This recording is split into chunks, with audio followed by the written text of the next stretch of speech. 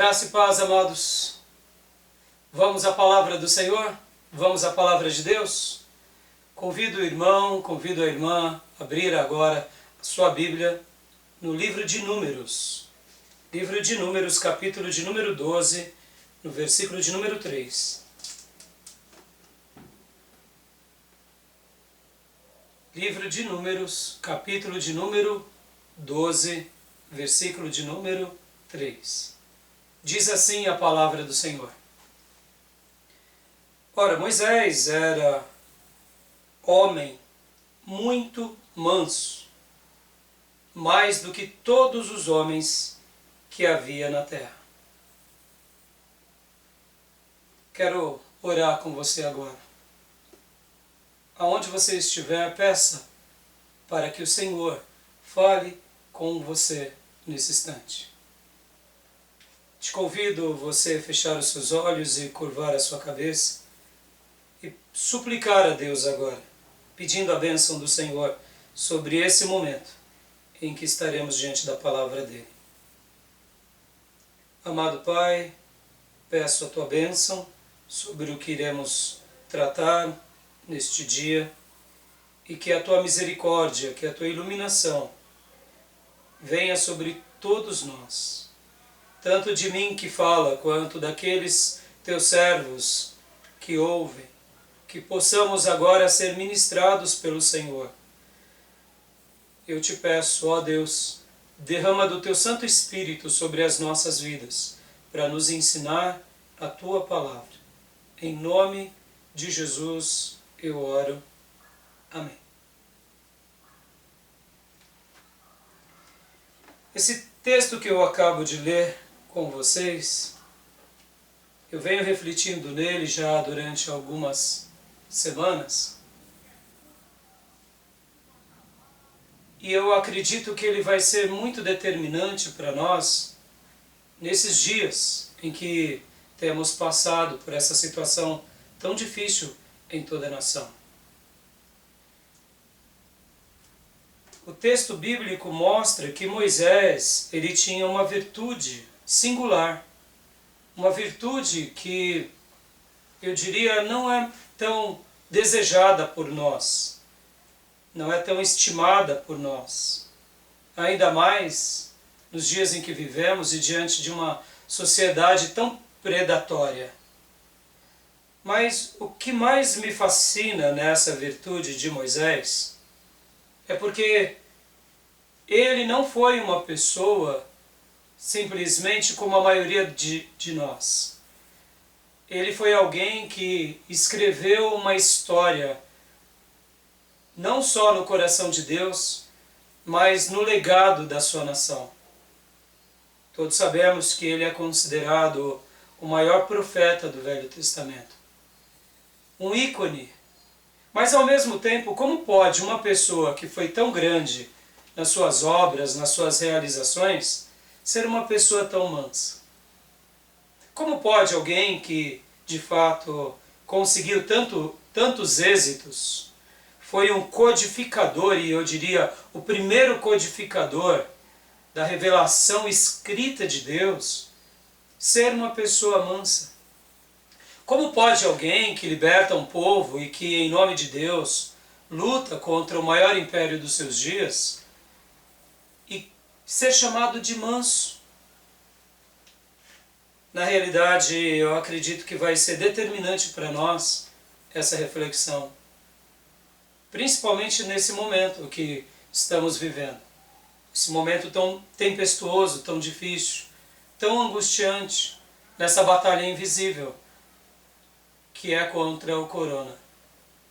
No entanto, eu acredito que essa virtude ela pode ser também usada como uma ferramenta decisiva para esse momento de batalha, para esse momento que vivemos e enfrentamos. Então eu, nessa ocasião, quero compartilhar com vocês, porque muitas vezes quando tratamos do assunto de mansidão, e fica até uma pergunta no ar. Qual é a pergunta? Ora, mansidão em meio à guerra? Mansidão em meio à batalha? O que tem a ver, pastor? O que tem a ver mansidão ou ser uma pessoa paciente com esse momento que enfrentamos? Agora eu preciso talvez de precaução, eu preciso de sabedoria, eu preciso de ousadia para poder me precaver. Sim, tudo isso nós precisamos. Mas eu acredito também que nesse momento, esse grande líder de Israel, ele tinha essa virtude e não era por acaso. E foi inclusive essa virtude que ajudou ele nas maiores batalhas que ele enfrentou. E eu quero acreditar que essa batalha que a gente está enfrentando, nós precisamos de uma dose extra, também de mansidão, também de paciência.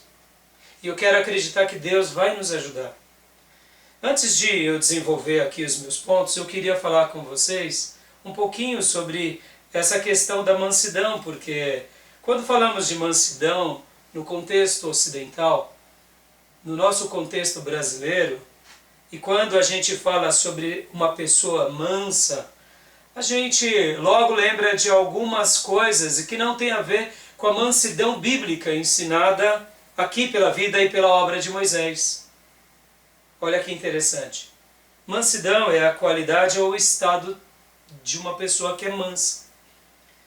Mansidão é brandura, é serenidade, é tranquilidade, é calma. Quando a gente fala sobre mansidão, quando a gente fala sobre paciência, nós lembramos logo do baiano, daquela cultura tranquila, com todo respeito aos nossos queridos baianos.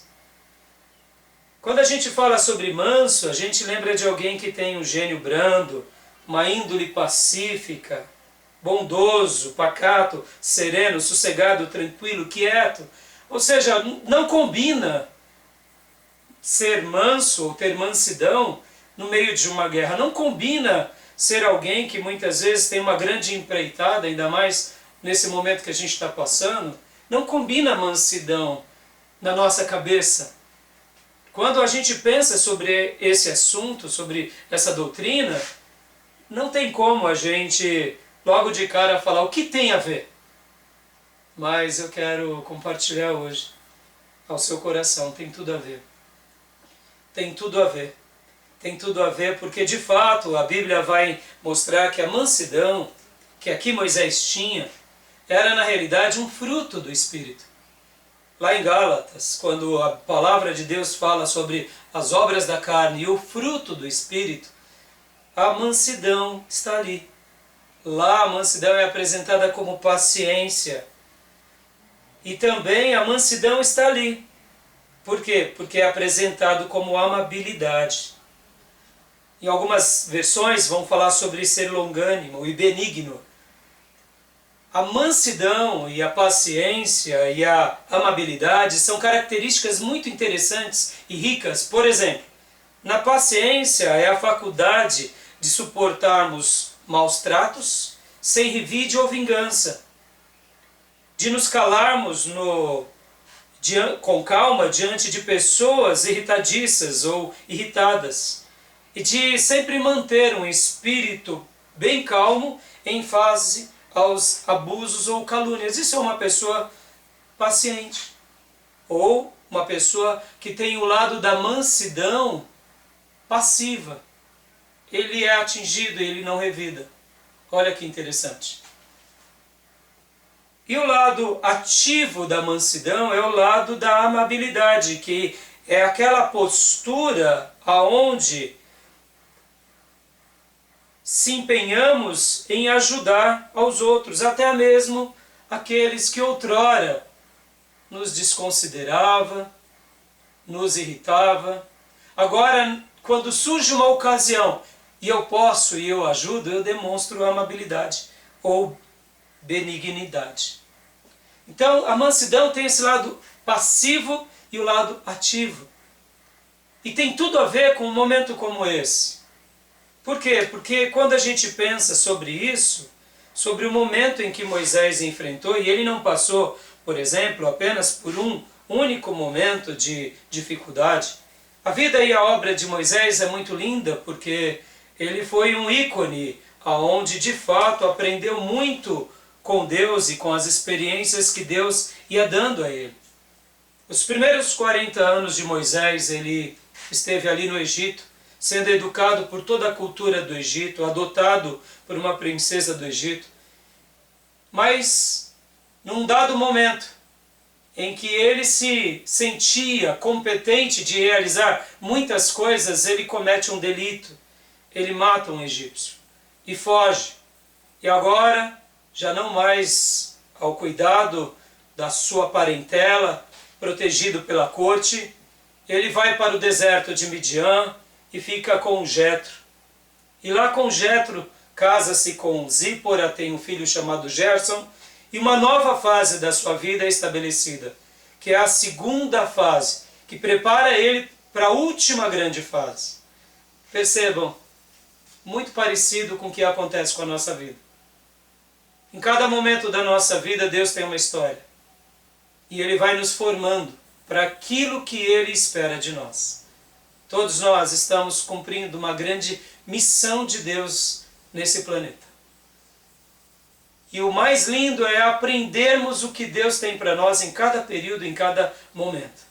E não foi diferente com Moisés, porque o Egito moldou ele na cultura dos homens, na academia dos homens, na proficiência dos homens, para a construção de parte desse mundo.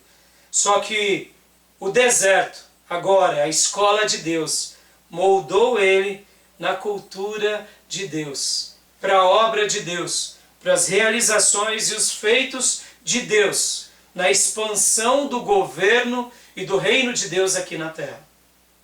Então, olha que interessante.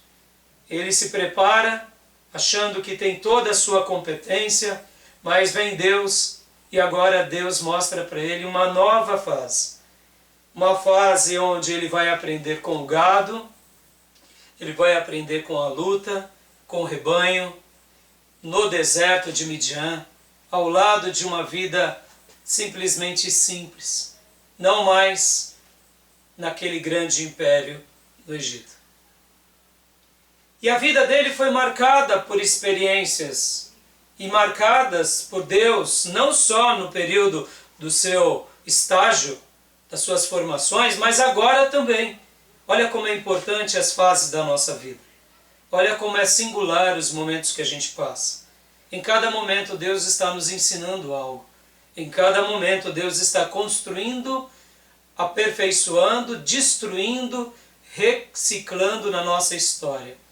E louvado seja Deus quando nós passamos pelas experiências que Deus nos permite e a gente aprende com cada uma dessas lições. E não foi diferente com Moisés. Porque Moisés agora, depois que ele ouve a voz de Deus na sarça, ele liberta o povo do Egito, ele passa pelo Mar Vermelho e agora vem a terceira e a maior fase dele, que são os 40 anos no deserto. E não foram fáceis aqueles momentos. Como eu disse, o deserto moldou ele na cultura de Deus. E o deserto aperfeiçoou ele para a grande obra de Deus.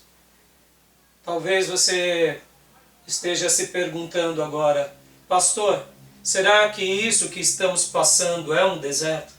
Sim, é um grande deserto. É um deserto para nós religiosos, para nós evangélicos, mas é um deserto para a nossa sociedade. É um deserto para a nossa cultura.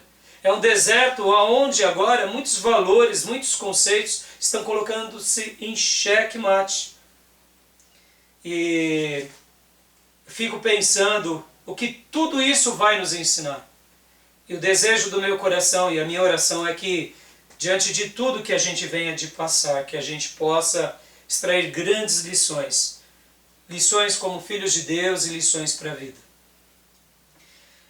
Continuando aqui, esse episódio que a gente acabou de ler da vida de Moisés é muito interessante porque quando Deus fala e redige e cita esse elogio, é um elogio muito interessante porque é um elogio afirmando a obra e os feitos dele. Esse capítulo, que é o capítulo 12 de Números, Ele está bem no meio de um contexto onde, um pouquinho antes, no capítulo anterior, Deus se ira contra o povo porque o povo murmura muito. E um pouquinho para frente, no capítulo 14, também novamente Deus se ira com o povo porque o povo acaba praticando um pecado chamado pecado da murmuração. Mas aqui no capítulo 12, curioso é que a murmuração agora não veio do povo, não veio dos príncipes, mas a murmuração veio de pessoas que estavam lado a lado com ele. Quem foram que começaram a murmurar a respeito de Moisés e falar mal dele? Foram duas pessoas importantíssimas na vida dele, que foi a sua irmã Miriam, levita, ministra de música, e o seu irmão Arão, que era o porta-voz de Deus entre os hebreus. Deixa eu só dar um dado aqui para você. Quando Deus falava com Moisés, quando Deus usava a vida de Moisés e se revelava a ele, na maioria das vezes quem ia se comunicar com o povo numa assembleia solene, o mensageiro, o pregador era Arão. Em outras palavras, Arão era o porta-voz. A maior visibilidade que o povo tinha desses dois grandes homens de Deus era a visibilidade da oratória de Arão. Então Arão era uma pessoa muito importante, era uma pessoa muito influente, era uma pessoa de uma liderança muito significativa, porque ele era o comunicador que ia ao povo. Moisés, na grande maioria das vezes, recebia as leis de Deus, recebia as orientações de Deus e passava para Arão, e Arão ia falar ao povo. Olha que interessante. Então agora eu quero ler para vocês o que aconteceu. O que aconteceu? O que aconteceu foi que Moisés casa-se com uma etíope, e nesse exato momento, tanto a sua irmã Miriam quanto Arão começam a criticar Moisés. E eles dizem: será que o Senhor tem falado apenas por meio de Moisés? Perguntaram. Também não tem falado por meio de nós? E o Senhor ouviu isso. Olha que interessante. Aqui, tanto Arão quanto Miriam começam a ter uma quebra de papéis. Se sentiram, quem sabe, maior do que eles eram. E começam a colocar em xeque a liderança de Moisés. E começam então a fazer críticas, porque diz assim, logo no início do versículo 1. Miriam e Arão começaram a criticar Moisés porque ele havia se casado com uma mulher etíope. Não sabemos se ele ficou viúvo, mas ele tomou uma iniciativa, e aqui nessa iniciativa ele foi mal compreendido. E nessa iniciativa que ele tomou, houve uma crítica. E a crítica foi mais dolorosa porque foram de pessoas que era da sua família, que era do seu colegiado e era do seu staff principal. Como se já não bastasse tanta murmuração que o povo fazia e praticava, agora pessoas da sua proximidade falaram mal dele. E aí essa reclamação chega diante de Deus. E o versículo 3, mais uma vez, mostra: ora, Moisés era um homem muito pacífico, mais do que qualquer outro que havia na terra. Imediatamente o Senhor disse a Moisés, a Arão e a Miriam: dirijam-se à tenda do encontro, vocês três. E os três foram para lá. Então o Senhor desceu numa coluna de nuvem e, pondo-se à entrada da tenda, chamou Arão e Miriam. Os dois vieram à frente e ele disse: agora Deus vai esclarecer algumas coisas. É interessante essa passagem. É interessante também ver que Moisés aqui, nesse exato momento, ele não fala nada. Mas o que ele tinha para falar, ele fala para Deus. Esse momento de crise que estamos passando é um momento singular na nossa vida. Quero te lembrar, mesmo quando você não compreender muitas coisas que estão nos vindo, fale a Deus. Tem hora que não falar nada é agir corretamente. Tem hora que precisamos agir, falar, mas tem hora que precisamos nos calar. E aqui Moisés demonstra essa postura de mansidão, inclusive com seus pares. Não sabemos se ele ficou irritado, Não sabemos se ele ficou magoado, entristecido. Não sabemos se ele ficou aborrecido, revoltado. Porque pare para pensar um pouco comigo. Tanto Miriam quanto Arão tinham sido abençoados pela instrumentalidade de Moisés. Moisés foi esse instrumento de Deus que foi libertar o povo do Egito, que foi o instrumento pelo qual Deus derrama as pragas no Egito e causa essa grande libertação. Moisés era esse líder que, por causa dele, o povo agora estava liberto.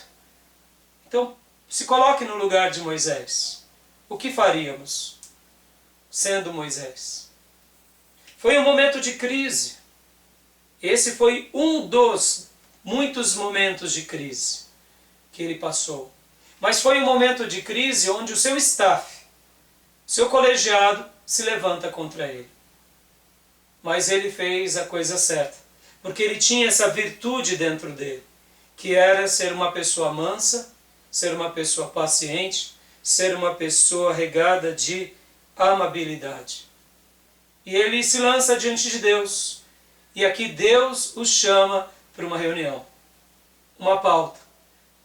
Existem momentos na nossa vida que Deus tem pautas conosco.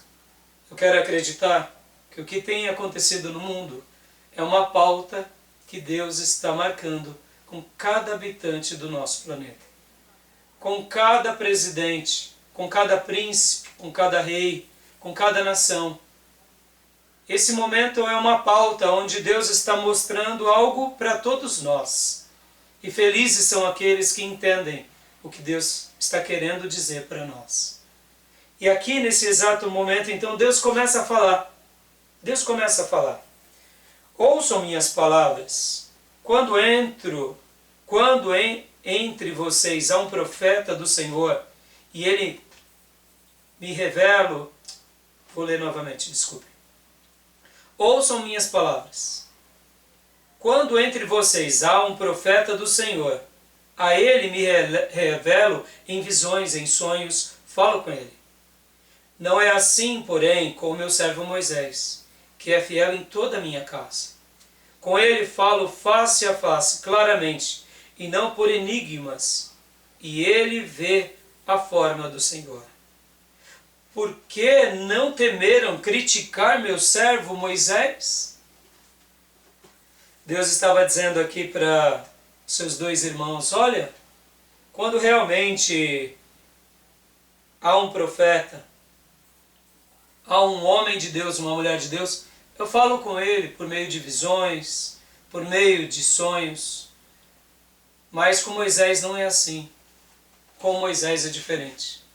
Com Moisés eu tenho uma intimidade especial. Com ele eu falo face a face. Com ele eu faço diferente. E vocês, como tiveram essa ousadia de criticá-lo? Deixa eu dar uma pausa aqui.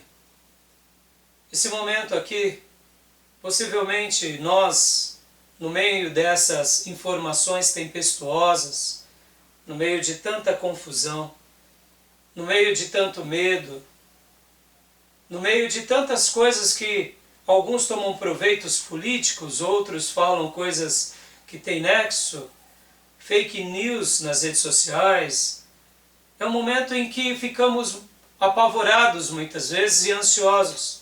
Por isso eu quero acreditar que esse é um momento importante para que venhamos de pedir a Deus mansidão. Porque também no nosso coração, muitas vezes, quando nós não compreendemos um momento assim, há uma revolta, até mesmo pela vida que vivemos. E muitas vezes uma revolta velada, porque Deus está nos permitindo passar por isso.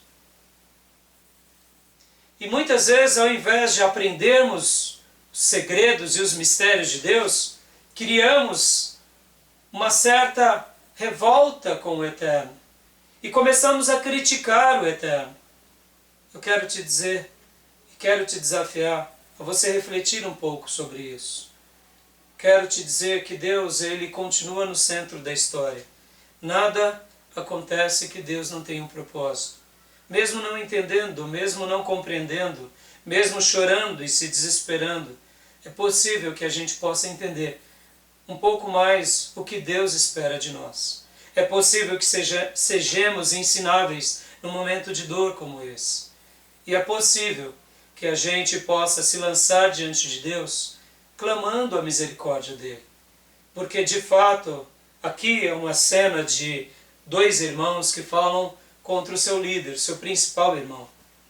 Mas quantas vezes nós, no fundo do nosso coração, nos revoltamos com a vida, nos revoltamos com a família, nos revoltamos com o país e nos revoltamos com Deus.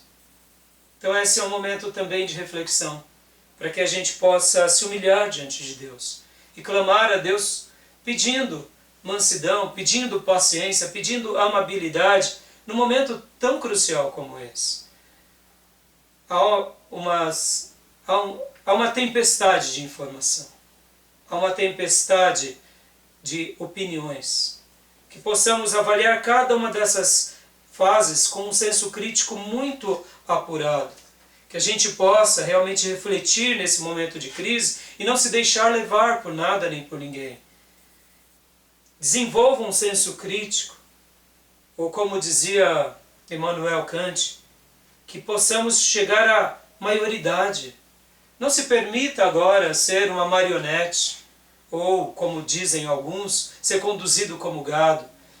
É um momento crucial, mas é um momento que vamos passar e vamos vencer para a glória de Deus. Tenha esperança nesse instante. Moisés é o retrato de alguém que começa aos 80 anos e ainda tem mais 40 anos de grandes realizações e grandes conquistas.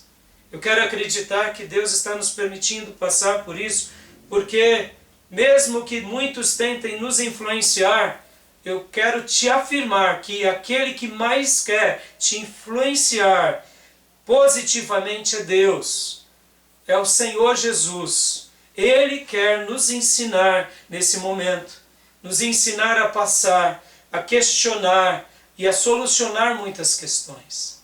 Então não se permita ser conduzido por pessoas, por opiniões. Eu sei que todos nós somos influenciados pela sociedade. Todos nós somos seres influenciáveis. A psicologia de massa é um exemplo disso. Mas é possível também exercitarmos uma mente mais crítica em tudo e em qualquer circunstância, inclusive nessa. Enquanto eu fazia essa lição de casa, eu li uma frase de Galileu, que foi muito interessante. Todos vocês devem conhecer um pouco da história dele. E ele diz assim: em questão de ciência, a autoridade de 1000 pessoas não tem o mesmo valor que o raciocínio humilde de um só indivíduo. Tem vezes que tem 1000 pessoas que pensam de uma forma, mas somos seres que pensam, que raciocinam, e com humildade podemos realizar grandes feitos. Galileu sofreu porque os cientistas nos seus dias não o entendiam e viam ele como um herege.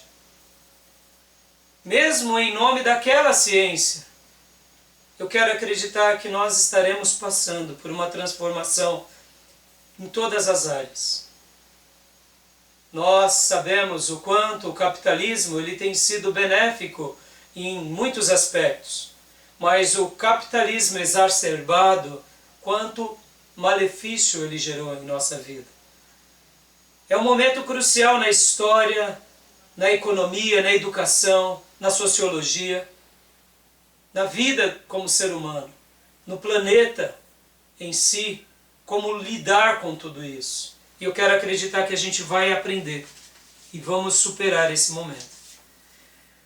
Moisés, voltando a Moisés, essa sua postura aqui, de fato, mansa, me encanta porque ele usava da mansidão como um instrumento de superação no momento da crise. Ele não usava na crise a força. ele não usava na crise a guerra. Ele não usava nessa crise. Eu sei que em algumas outras crises é importante força, é importante recursos, é importante proteção, é importante exército, mas muitas das nossas crises, essas outras coisas não são tão relevantes. Nessa crise que a gente está passando, a mansidão ela é determinante. Ela é determinante por quê? Porque a mansidão não tem a ver com preguiça, não tem a ver com letargia, não tem a ver com fugir da nossa responsabilidade, não tem a ver com apatia, não tem a ver com omissões. A mansidão tem a ver, eu diria, com muitas outras virtudes que se unem a ela. Eu diria que a mansidão é uma virtude indiscreta e silenciosa, sutil, mas fundamental. Na nossa vida e em especial em crises, onde o silêncio muitas vezes é uma grande resposta, como Moisés fez. Moisés se silenciou e Deus arbitrou. E quando Deus arbitra, todos nós nos rendemos a Ele e glorificamos o seu santo nome.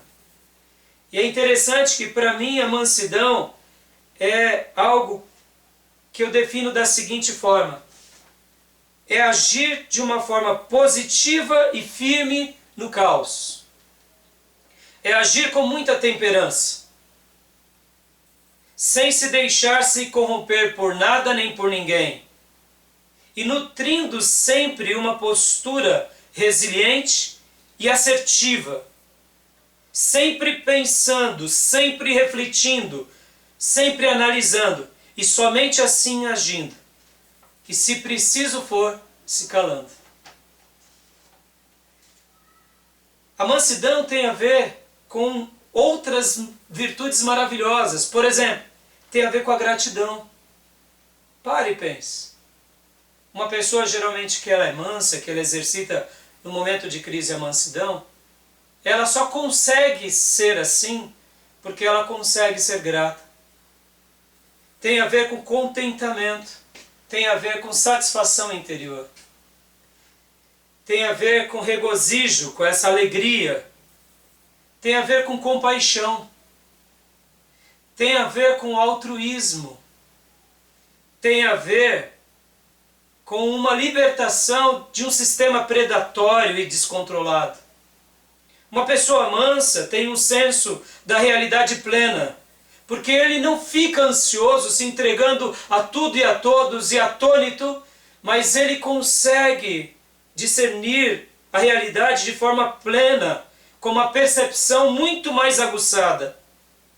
Consegue ser alguém centrado, convicto, sabendo do que é, do que deseja e do que quer. A mansidão leva a pessoa a ter uma mente calculista, analítica. Porque antes de agir ele pensa, ele prescruta, ele avalia, ele esquadrinha e só depois age. Não foi assim que agiu Moisés? Eu quero acreditar que Deus está nos ensinando a fazer uma oração nesse dia pedindo: Deus, me dá mais mansidão, me dá mais paciência, me agracia com essa amabilidade nesse momento tão tempestuoso, para que eu possa passar e que o Senhor possa passar ao meu lado e eu passar ao teu lado e causando bênção na vida de muitas pessoas. Continuando o texto, aqui a gente vê agora que Deus se ira com Miriam e com Arão, e aqui Deus realiza um feito curioso. 12:9 diz: então a ira do Senhor acendeu-se contra eles, contra os dois, e ele os deixou. Ele, Deus se deixa. Deus sai ali da porta da tenda do encontro. Quando a nuvem se afastou da tenda, Miriam estava leprosa. Sua aparência era como a da neve. Arão voltou-se para Miriam, viu que ela estava com lepra e disse a Moisés: por favor, meu senhor, não nos castigue pelo pecado que tão tolamente cometemos. Não permita que ela fique como um feto abortado que sai do ventre de sua mãe com a metade do corpo destruído. Então Moisés clamou ao Senhor: ó Deus, por misericórdia, concede-lhes cura. Olha que postura maravilhosa de Moisés. Moisés tinha sido alvo das críticas, das reclamações, da perseguição, mas como eu disse para você, a mansidão ela não é um objeto apenas passivo, ela é muito ativo. Ele demonstra compaixão, ele demonstra altruísmo, ele demonstra ser uma pessoa que sabe o que é, o que deseja e o que desejava para a sua família e para o seu povo. Ele demonstra gratidão aqui, porque mesmo ele tendo recebido mal, agora ele paga com bem. Ele demonstra contentamento. Ou seja, Moisés, além de ser manso, era rico. Rico de valores e virtudes interiores.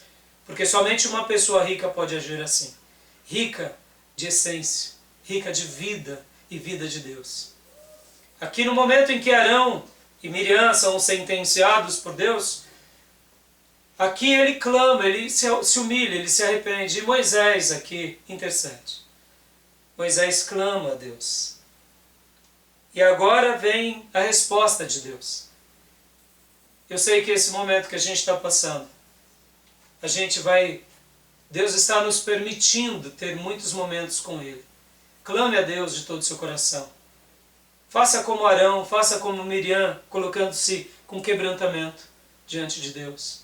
E tenha certeza que Deus vai nos responder. Deus vai falar conosco. Porque Ele ama, preste bastante atenção nisso. Deus ama ser incomodado. E o versículo 14 mostra isso.